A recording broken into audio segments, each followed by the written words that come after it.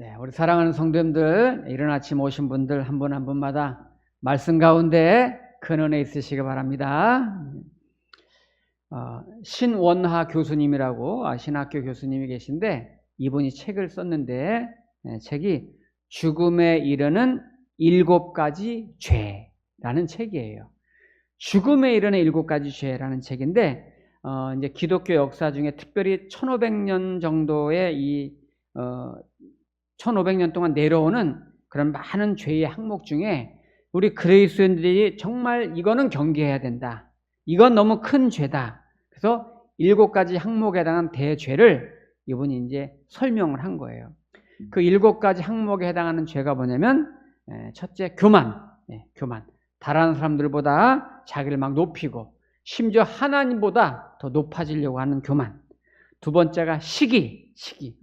내 것을 자족하지 못하고 남의 것을 더 집중하고 남을 험담하고 미워하고 막 질투하고 이런 시기. 세 번째는 분노. 감정을 다스리지 못하고 남을 파괴하려고 하고 폭행을 하고 폭력을 행사하고 복수하려고 하고 이게 공동체를 파괴하는 분노. 네 번째는 나태. 게으른 것도 죄입니다. 게으른 거. 그래서 행하지 않는 거 이런 모든 것들도 죄다. 5번째, 탐욕. 재물에 대해서 지나친 욕심을 부리고 재물을 우상처럼 막 섬기고 만족을 모르고 욕심을 부리는 거 탐욕. 6번째, 탐식. 지나친 욕심을 말하는 거예요. 너무 사치를 부린다든지 내 육신의 삶을 위해서 베풀 줄 모르고 나눌 줄 모르고 이기적으로 사는 거. 이게 탐식입니다. 7번째는 정욕입니다. 정욕. 구별된 삶을 살지 못하고 내 육체만을 위해서 살아가는 성결하지 못한 삶을 말하는 거예요. 그래서 여기 이런 7가지 교만과 시기와 분노와 나태와 탐욕과 탐심과 정욕, 요거는 7가지 이 죄는 죄 중에 대죄, 큰 죄다. 그러면 왜 7가지들을 다른 많은 죄들보다 더 큰 죄, 대죄라고 말하느냐면 이런 7가지 죄들은 다른 죄를 짓는 근원이 된다는 거예요. 그 뿌리가 된다는 거예요. 그래서 이 죄들은 경계해야 된다고 그래요.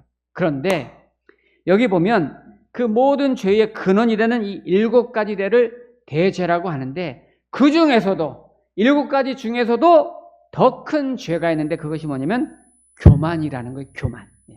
여러분 성경에서도 교만은 굉장히 하나님이 싫어하시는 그런 항목으로 늘 말씀하고 있죠. 왜 그럴까요? 교만은 7가지 죄의 근원 중에 그 모든 죄를 짓게 하는 더 뿌리가 되기 때문에 그래요. 성경에서 여러분 최초로 저지른 죄가 교만입니다. 아담과 하와가 지은 첫 번째 죄가 교만입니다. 여러분 사탄 마귀가 아담과 하와를 넘어뜨리려고 유혹하려고 할 때 어떻게 다가왔습니까? 어떤 부분으로 공격했나요? 하나님께서는 이 동산에 있는 모든 과실은 얼마든지 다 먹을 수 있으나 중앙의 열매는 먹지 말라 하셨어요. 그런데 그거를 꼭 먹으려는 사람들이 있어. 얼마든지 먹을 게 많은데. 그때 뱀이 나타나서 여자에게 이렇게 말을 했어요. 창세기 3장 5절에 보면 너희가 그것을 먹는 날에는 너희 눈이 밝아져 하나님과 같이 되어 선악을 알 줄 하나님이 아심이니라. 여기서 하나님과 같이 된다. 여러분 얼마나 교만을 부추기는 말이에요. 이 말에 넘어진 거잖아요. 라인홀드 니버라고 하는 현대 기독교 윤리학자가 있는데 이분이 이런 표현을 했어요. 첫 인간이 저지른 첫 번째 범죄의 핵심은 교만이고 그 교만의 본질은 자기중심이다 그랬어요. 자기중심. 내가 주인이고 내가 최고고 나밖에 모르는 그게 교만인 거예요.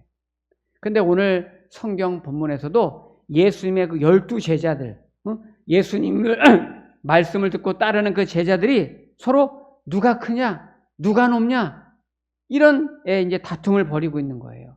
그들에게 예수님께서 진정한 제자도가 어떤 것인지를 오늘 가르쳐 주시는 대목입니다.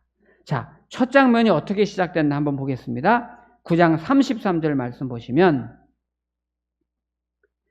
가버나움에 이르러 집에 계실새 제자들에게 물으시되 너희가 길에서 서로 토론한 것이 무엇이냐 하시되. 네. 제자들이 뭔가 토론을 했나 봐요. 길에 오면서 궁금해서 물어보신 거죠.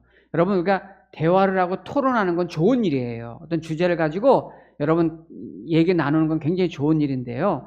사람이 그렇잖아요. 어떤 주제를 가지고 토론하고 대화하는가가 그 사람의 수준이고 그 사람의 어떤 인격을 가늠할 수 있는 어떤 잣대가 되잖아요. 척도가 되잖아요. 그죠? 몇 년 전인데 제가 이제 수요예배를 마치고 이제 저녁에 집에 들어가 가지고 이제 뉴스 시간이 다가오니까 이제 들어보려고 텔레비전을 탁 틀었어요. 그런데 어떤 패널 토의를 하는 것 같아요. 이렇게 나름대로 유명한 어떤 전문가들, 기자들 뭐 이렇게 이제 모여가지고 둘러 앉아가지고 이제 이렇게 이제 토론을 하는데 아주 점잖게 생기신 분들이고 시간대가 여러분 중요한 시간대잖아요. 그래서 무슨 토론을 하나 하고 이제 잠시 이렇게 들어봤더니 가수 나훈아가 지금 어디로 갔을까? 이런 토론을 하고 있는 거예요. 이런 토론을. 예. 그 중요한 시간대에 아니 가수 나훈아가 어디로 가? 그게 그렇게 중요한 일이에요? 이런 코미디 같은 토론을 그 점잖게 앉으신 분들이 거기서 그 얘기를 진지하게 하고 있더라고요. 참. 아휴. 우리 이게 지금 오늘 제자들이 진지하게 지금 토론하고 있는 거예요. 무슨 주제로 토론하나 예수님이 궁금해가지고 물어봤습니다. 자, 거기 34절 보시면 그들이 잠잠하니 이는 길에서 서로 누가 크냐고 쟁론하였습니다. 네. 지금 예수님이 너희가 토론한 것이 무엇이냐 했더니 그들이 말을 못하고 잠잠했어요. 그러나 예수님은 아시죠. 누가 크냐 하고 쟁론하였습니다. 여기 누가 크냐는 누가 키가 더 크냐 이런 얘기가 아니겠죠. 지금 자신들이 추종하고 따르고 있는 예수님이 이제 이 예루살렘으로 가시는 거 보니까 뭔가 정치적으로 오해를 하고 있는 거예요. 뭔가 정권을 잡을 것처럼 예수님이 로마 정부를 뒤집어가지고 뭔가 큰일을 해낼 것 같은 그런 정치적으로 생각하고 있었기 때문에 그때 과연 내 포지션이 어디냐, 내 자리는 어디쯤 될까, 이런 관심을 갖고 서로 그거 가지고 따지고 다투고 논쟁을 하고 있는 거예요. 예수님이 그거 아시고 제자들에게 뭐라고 답변하나 보세요. 35절 말씀.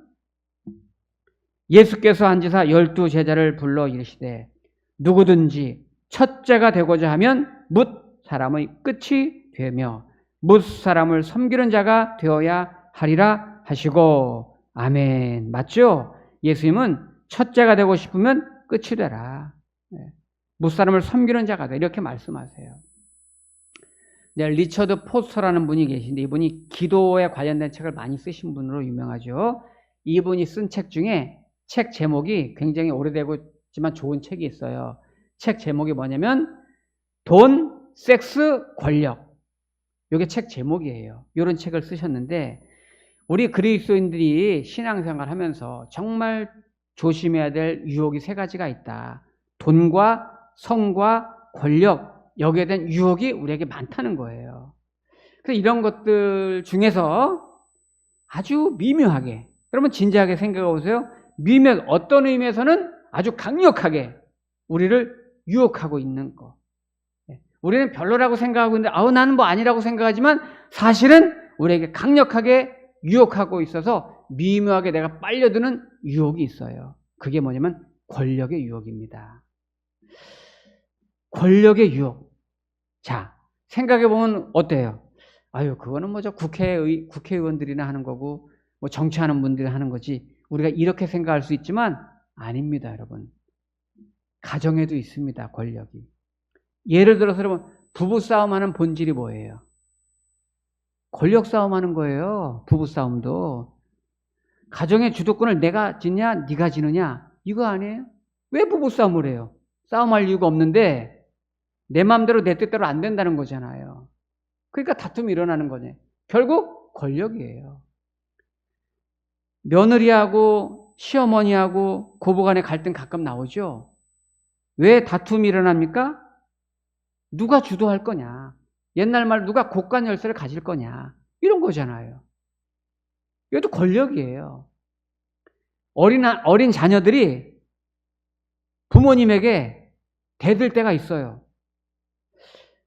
어린 아들이 아버지한테 막 대들어. 그럼 아버지가 속상해해요. 왜 속상해합니까? 감히 네가 아버지의 권력에 도전을 해? 이런 거잖아요. 결국은 권력에 대한 갈등 구조가 밑바닥에 사람은 다 깔려 있는 거예요. 그 마음을 내려놓지 못하니까 그런 욕심이 있는 거죠. 교회에서도 마찬가지입니다. 교회에서 주어지는 모든 직분과 모든 자리는 사실 섬김의 자리고 봉사의 자리잖아요. 하나님의 일을 하기 위해서 내가 교회에서 여러 직분들이 주어지는 겁니다. 그런데 교회에서 우리가 어떤 부장님을 하고 또 위원장을 하고 또 권사님이 계시고 안수 입사님이 계시고 또 장로님이 계시고 목사도 있고 집사님들이 계시고 또는 회장님들도 계시고 모든 부서마다 직분들이 있는데 그 직분이 여러분 계급처럼 생각하는 분들이 가끔 있단 말이에요. 그래서 그렇지 않았는데 그 자리에 앉으면 막 휘둘리고 다는 거예요. 옛날에 딱 완장 차듯이. 뭐 대단한 것처럼. 임직 받기 전에는 그렇게 순종적인 분들이 임직 받으면 뭐 그냥 권력을 쟁취한 것처럼 대접받으려고 하고 휘둘리려고 하고 사람들을 함부로 대하는 분들이 가끔씩 있단 말이에요. 모르는 거죠. 권력 유혹에 빠지는 거죠. 사실은 더 낮은 자리에서 섬기고 봉사하는 자리인 것을 잊어버리는 거죠. 마가복음 13장에 보면은 천국에 대한 이제 씨 뿌리는 비유가 몇 편이 나오는데 그 중에 이런 이야기가 있어요. 좋은 씨를 밭에 뿌렸는데 분명히 좋은 씨만 뿌렸는데 사람들이 나중에 이제 가보니까 거기에 가라지가 막 자라 있는 거예요. 가라지는 내가 뿌린 적도 없는데 왜 천국 이야기를 하면서 하나님 나라 이야기를 하면서 좋은 씨를 뿌렸는데 왜 거기에 가라지가 자꾸 생겨가지고 가라지가 날까요? 이게 뭐를 말할까요?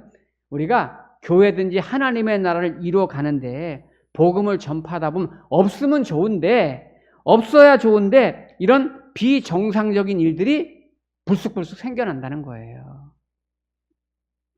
예를 들면 여러분 우리나라 초대에 선교사들 중심으로 해서 여러분 기독교 유명한 대학들이 많이 세워졌죠. 연세대학교, 이화여대 대학교, 숭실대학교 등등 수도권만 해도 엄청나게 명문대학이면서 기독교 대학들이 많이 세워졌습니다. 그런데 그 목적이 완전히 기독교 인재를 양성하고 길러내는 것이 원래 그 학교를 세운 목적이었지만 학교들이 점점 외형이 커지면서 덩치가 커지면서 또 학교를 막 키워나가면서 경쟁사에 들어가면서 그 설립 목적과 본질을 잃어버리기 시작하는 거예요. 그러니까 외형만 덩치만 자꾸 커지다 보니까 제가 신학교 다닐 때는 우리 신학교 안에는 여러분 재떨이가 없었어요. 재떨이가. 그 당시에 제가 숭실대학교를 갔었거든요. 숭실대학교도 여러분 종합대학이지만 재떨이가 화장실이 없었어요. 근데 지금은 재떨이 없으면 난리 나죠. 하나님의 나라를 예수님은 여러분 외형적으로 보지 않아요. 크기로 설명한 적이 한 번도 없으세요. 항상 처음 본질을 지켜내지 못하고 자꾸 외형만 추구하고 덩치만 키우다 보면 이 역기능이 말이죠. 잘못 위험한 일들을 자꾸 만들어낼 수가 있는 거예요. 이거는 가정도 그렇고 교회도 그렇고 어느 공동체도 마찬가지예요. 지금 제자들이 누가 크냐, 누가 높으냐 이런 크게 논쟁을 하고 있는 걸 예수님이 안타깝게 여기는 거예요. 우리 성도님들이 분명히 기억할 거는 우리 교회는 당연히 여러분 교회는 성장해야 됩니다. 부흥해야 되는 거예요. 정치하면 안 되지요. 그런데 교회가 이 크기가 교회의 목적이 되면 안 되는 거예요. 그게 목적이 되면 그때부터 위험한 거예요. 그동안 부끄럽게도 한국 교회가 크기 논쟁에 붙잡혀가지고 자꾸만 교회가 부흥하는데 숫자 늘리기에 그 교회는 모이면 몇 명 모여? 그 교회는 예산이 얼마야? 그 교회는 시설이 뭐가 있어? 그러니까 교회 안에 별별 시설이 좀 다 있잖아요. 네. 예전에는 예배당만 있었는데 이 문화센터가 다 들어와 있잖아요. 어디는 막 교회 안에 아유, 그냥 일반 저기보다 더해요. 물론 그것이 나쁘다 좋다 말하고 싶진 않습니다. 다만 누구 교회가 더 크냐, 누구 교회가 더 크냐, 어떤 교회가 더 크냐. 하나님의 나라의 본질이 아니고 예수님의 가르침이 그런 게 아니잖아요. 어떤 분은 그런 분들이 있잖아요. 큰 교회 다니면 자기 믿음도 굉장히 큰 줄 알아. 네. 착각하지 마세요, 여러분. 어떤 분들은 유명한 교회 목사님 교회를 다니면 본인도 덩달아 굉장히 유명한 줄 알아. 근데 그 담임 목사님은 그분이 자기가 교인이도 모르잖아요. 오히려 여러분, 큰 교회 다니시는 분들 중에 죄송하지만 이거 방송에 나가니까 더 말하면 안 돼. 네. 오늘 예수님은 뭐라고 말씀하시는가 보세요. 자, 36절에 어린아이 하나를 데려다가, 지금 갑자기 어린아이 하나를 데려다가 그들 가운데 세우시고 안으시며 제자들에게 이르시되 누구든지 내 이름으로 이런 어린아이 하나를 영접하면 곧 나를 영접함이요 누구든지 나를 영접하면 나를 영접함이 아니요 나를 보내시니 하나님이겠죠? 이를 영접함이니라. 네. 성경에서 어린아이 이야기가 종종 나오잖아요. 근데 오늘 본문에 나오는 어린아이는 헬라어로 이제 파이디온이라고 하는데 이 파이디온은 아주 어린아이. 예를 들어 엄마 품에 안겨 있을 만한 그 정도 어린아이를 말하는 거예요.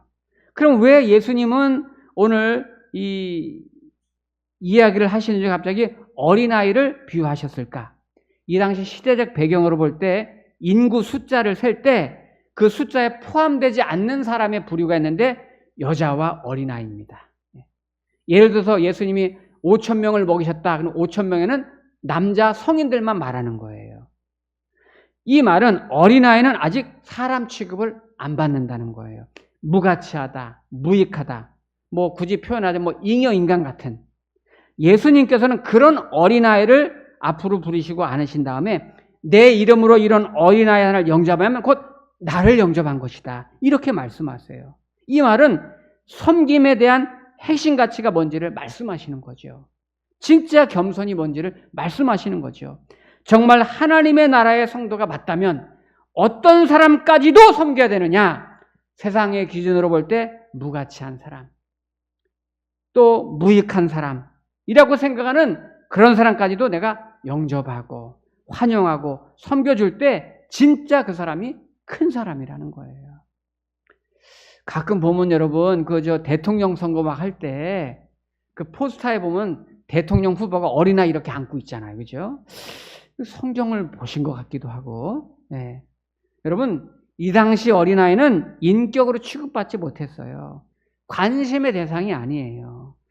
섬김을 말씀하시는 예수님이 그 어린아이를 안으시고 이렇게 설명하시는 건 이유가 있는 거죠. 어린아이는 소자입니다. 작은 자입니다. 보잘것없는 사람입니다. 무가치한 사람입니다. 정신적으로 미미한 사람입니다. 그들에게 정말 섬김이 필요한 거예요. 그러면 교회에서는 이 어린아이 같은 사람, 작은 자로 여겨진 사람이 누구일까요? 교회에서는. 물론 우리 어린이부도 작은 자예요. 그리고 믿음이 연약한 사람들이겠죠. 새가족들이겠죠. 그리고 나는 하루 종일 나는 주의 일을 열심히 하지만 누구도 알아주지 않고 인정하지 않고 몰라주는 사람일 수도 있습니다. 아무도 봐주지 않는 사람일 수도 있어요. 많이 배우지 못하는 사람일 수도 있고 가진 게 없는 사람일 수도 있어요. 또 장애가 있는 분일 수도 있고 소외받은 사람일 수도 있고 누구도 관심의 대상이 되지 않는 사회적 약자일 수도 있어요.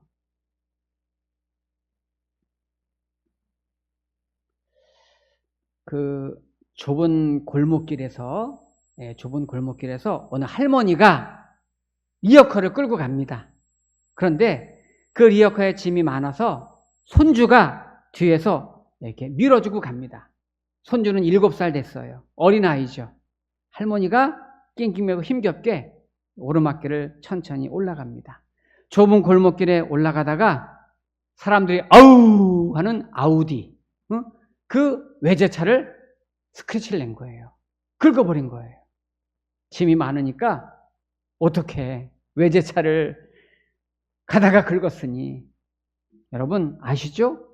살짝 긁어도 외제차는 수백만 원 나오는 거. 이 할머니가 끌고 가다가 뭔가 닿은 느낌이 있는 거죠. 손주도 밀고 가다 그걸 본 거예요. 그 고급 외제 승용차를 훅 지나간 거예요. 아이고 어떡하나. 리어카를 세우고 할머니는 얼굴이 사색이 되고 손주는 거기서 울고불고 난리가 난 거예요. 얼마나 겁나고 불안하고 두렵겠어요. 어떻게 이 차를 긁었으니. 어린아이지만 아는 거죠. 차가 얼마나 비싸다는 거, 긁으면 어떻게 된다는 거.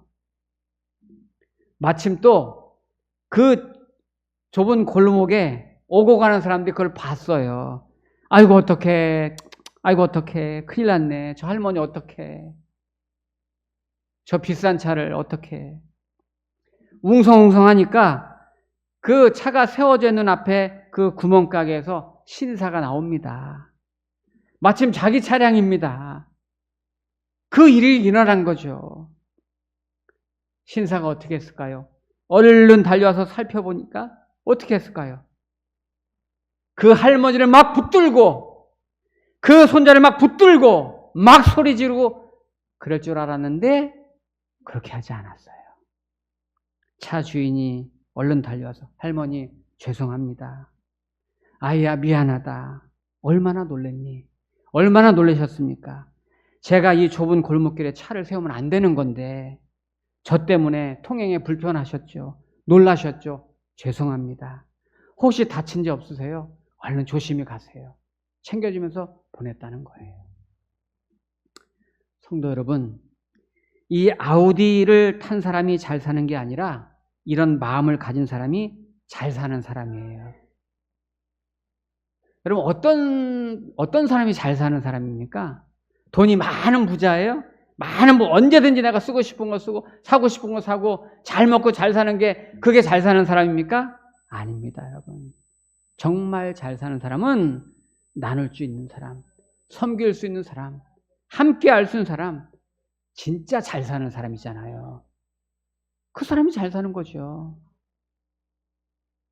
싫어합니다, 이거. 그래서 어떤 분이 그 장면을 목격해가지고 페이스북에 인터넷에 올린 거예요, 그 내용을.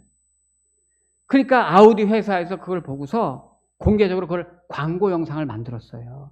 그 차량 주인이 누군지 모르지만 아우디에서 AS 무조건 전액 무료로 다 해줄 테니까 오시라고. 아우디 회사의 품격을 높여줬다는 거죠. 예. 참, 우리나라는 이 비즈니스 그런 쪽으로 또 머리가 잘 돌아가. 그걸 또 이렇게 이용해가지고 또 이 참 하려는 분들이 계세요. 참 하여튼 빨라요, 우리나라 그런 거는. 예. 우리 하나님을 믿는 성도라면 이게 성도의 품격입니다. 예. 믿음이 좋다는 게 뭐예요? 무엇이 옳고 무엇이 그르다 말할 때 그거 맞아, 틀려, 이거 진짜야, 아니야, 사실이야. 사실보다 중요한 게, 진실보다 중요한 게 여러분 진리예요, 진리. 진리가 뭐예요? 우리 성도님들이 예수의 마음을 가지고 사시면 저는 너무 좋겠어요. 언제나 섬기는 리더로 먼저 내가 내려가지고 먼저 더 낮아지는 사람. 우리 성도님들이, 저는 우리 자녀들이 똑똑한 사람보다 따뜻한 사람이 됐으면 좋겠어요. 이 마종하 시인이라고 있거든요. 이 시인이 자기 어린 딸에게 쓴 시가 있어요. 그 시 내용 중에 이런 대목이 있어요, 여러분. 내 딸이 공부 잘하는 사람보다 관찰을 잘하는 사람이 되면 좋겠다. 사람들은 언제 웃고 언제 우는지를 알고, 오늘 학교에 가서는 도시락 안 싸온 아이가 누구인지 살펴서 함께 나눠 먹을 수 있는 그런 딸이 됐으면 좋겠다. 사회에서 여러분 냉대받는 사람, 외면은 당하는 사람, 무관심의 대상, 그 사람들에게 내가 손 내밀 수 있는 그런 정말 우리 예수님이 계시다면 지금 향하셨을 그런 걸음, 그런 눈길, 거기에 우리의 마음이 향하고 우리의 걸음이 향하고 우리의 눈길이 향하고 우리의 기도가 닿는, 그래서 저와 여러분들도 그런 예수님의 마음으로 더 낮아지고 더 숨어지고 더 작아지는 그런 섬김이 저와 여러분에게도 있기를 주의 이름으로 축복합니다. 아멘. 기도하시겠습니다.